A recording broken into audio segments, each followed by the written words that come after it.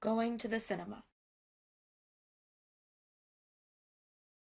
Going to the movies when I was younger was a highly anticipated event, usually meant as a treat from my mom or dad, and there were always specific unspoken rules that were in place when I attended the cinema, rules that were common sense and courtesy to the employees of the theater and others attending the cinema.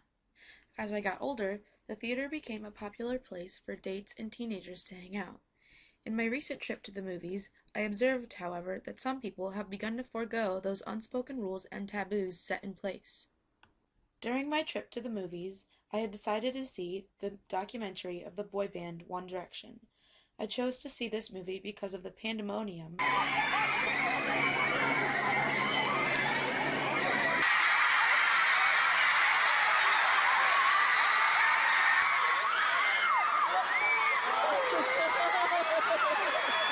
that surrounds the band, and I thought it would be interesting to see the contrast of screaming fans put into a setting of expected silence that comes while watching a movie in the theaters.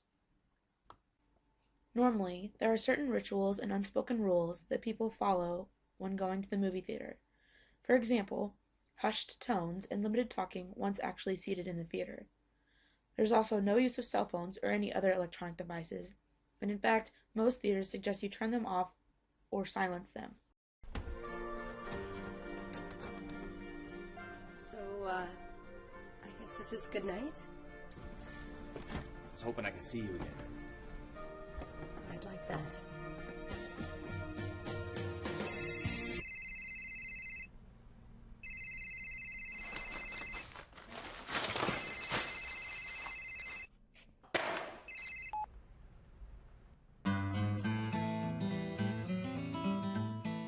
It is also suggested that audience members use the restroom and purchase refreshments before the movie starts, preferably during the previews. That way no one is disturbing or blocking anyone's view.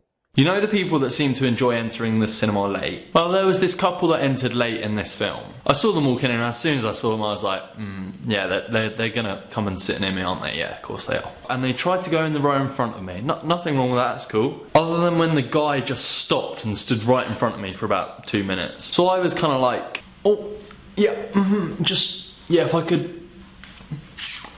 The large group of 7 or 8 girls that was attending the movie with me seemed either unaware of these common rules or thought they were exempt.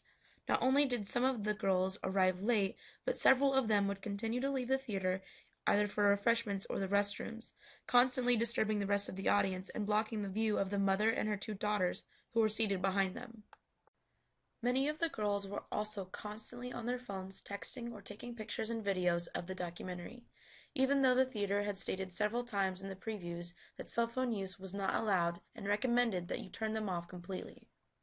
Mobile phones. I have this one friend who always texts throughout a whole entire film. Which firstly I don't really understand, because what's the point in paying to go to the cinema to watch a film if you're just going to sit there texting the whole time? But what's more annoying is after the film's finished, they'll be like, oh, what happened there?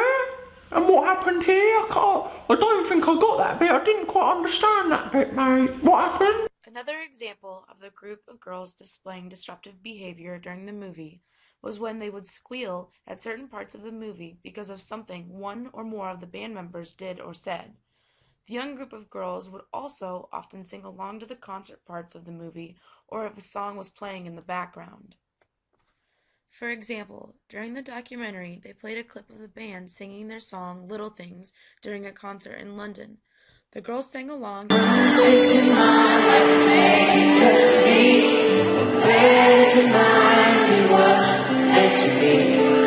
when the song got to each of their solos, 1 or 2 of the girls would squeal or scream out,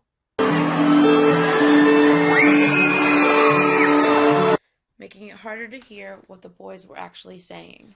Movie theaters. Have you ever been to a musical, like a movie or even a play, and there are people in the audience singing the songs?